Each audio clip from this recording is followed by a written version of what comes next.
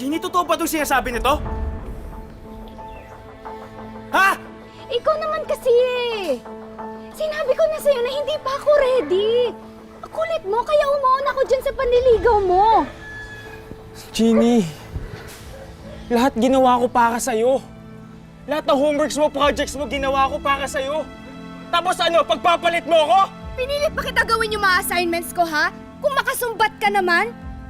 Tsaka isipin mo, ang bata-bata ko pa. Ano, gusto mong pakasalan kita? Nababaliw ka na ba?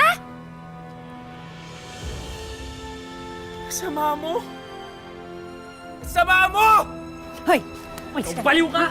Umalis ka dito, ha? Ano? Hindi mo magets? Ayaw na sa'yo ng anak ko. Naintindihan mo?